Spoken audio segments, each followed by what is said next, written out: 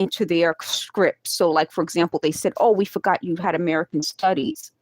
And that meant everything that I've ever done and said they're trying to put into their script.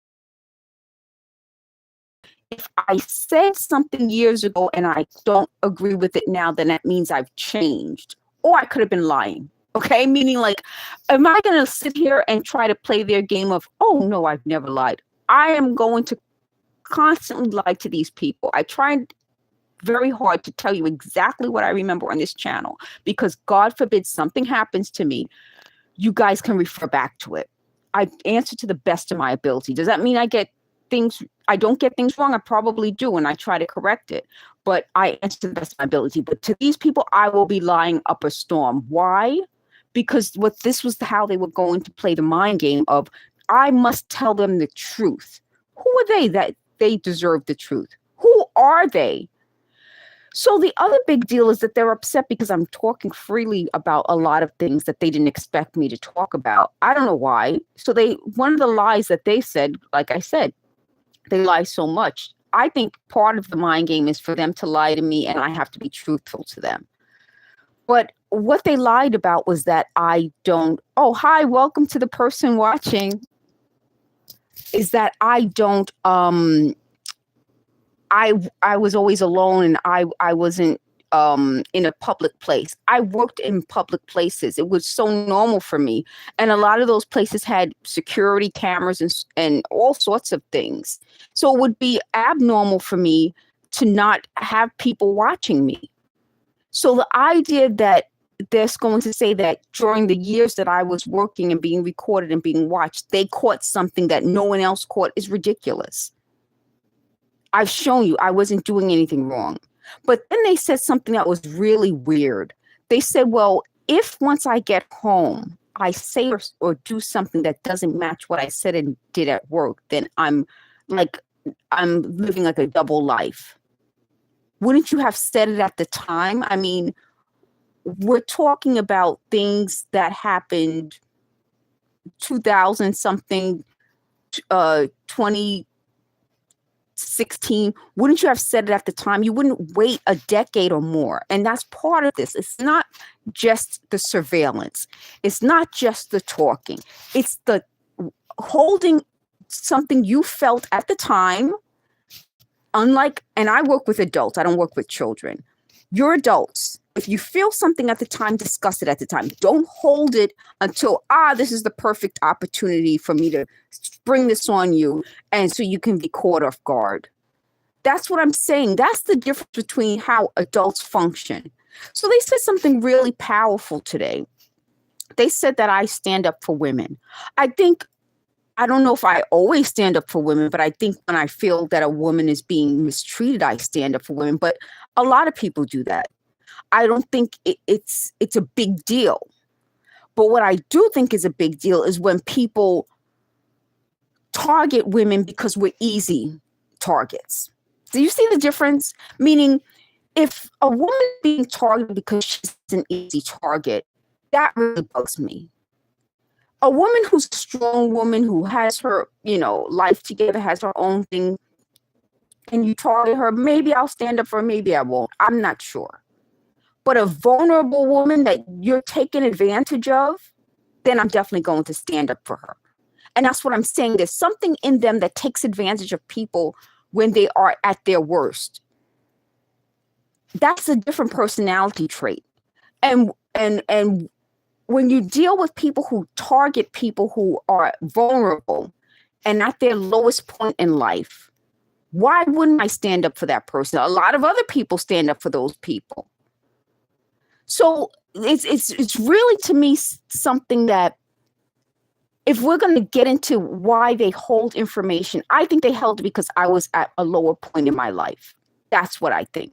I think when I'm strong, I'm great, I'm wonderful. But the moment I'm at a low point in my life, now we're going to, in 2001, you said, well, who cares about 2001? Oh, in 2000 and such, that's what they do. And that's partly why it's important that I do these lives. I get in front of the camera. You can see for yourself, I'm swollen again. they did something that really made me sick. And to go back and forth so that I don't remember, okay, this happened then, that happened this time. And I do remember and I can prove it. Then it's like, okay, not that then. Let's talk about the next thing. And then when I talk about that thing, oh, no, forget that. It would go on forever. This was how this was supposed to be. I was going to be nonstop arguing with the walls. And then people would come up in the street and do something, catch me off guard, and then I'm arguing with them until they made me look crazy.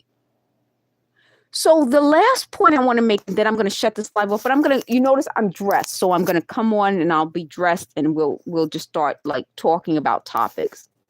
The last topic I want to talk about is that how do you prove this is a tactic without going back to previous tactics that have been documented? I think the reason why it was hard for people to prove it, and it's still very hard, is that some of the previous documentation wasn't public. So when I'm doing this and I'm trying to do as much of it public, I'm hoping people will see, wait a minute, that makes sense because something like that happened to me, or this, and so people can kind of start to connect and prove their own experience through other people's experiences. So partly why I would like to do as much live as possible for as long as I can is so that when we're all talking about this at the same time, someone will say, wait a minute, you mentioned them going back to past experiences. Why do they do that? What I think happens is that victims aren't supposed to be able to prove past experiences. So the part of it is that they're supposed to have more evidence than the victim. So in my case, I was supposed to sit here and say, well, I don't remember that.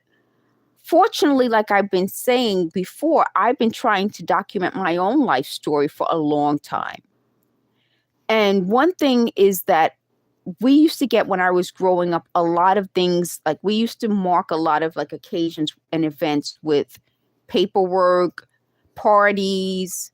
They were surprised when I talked about, like, in the elementary school yearbook, we wrote about our time at the school we graduated from. And one of the things I talked about was not just the field trips, but parties and how I would miss it.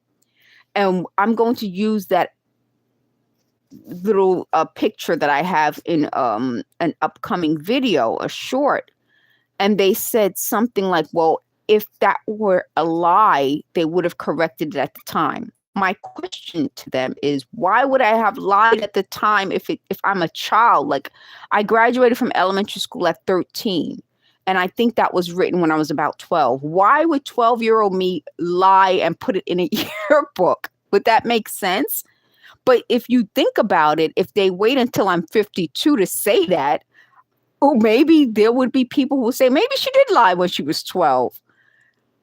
I think the majority of people will say, well, how would the school publish a lie in a yearbook if that's the point of a yearbook? Do you get what I mean? Like, the point of schools giving students a yearbook is so that we can remember what happened at that time. If I had just been like a 12-year-old liar, why would the yearbook publish it? It wouldn't. But that's what I'm dealing with. I'm dealing with things that are so many decades later that it wouldn't make sense to everybody. But to the majority of us, we would say the school wouldn't publish that in the yearbook if I had been a little liar.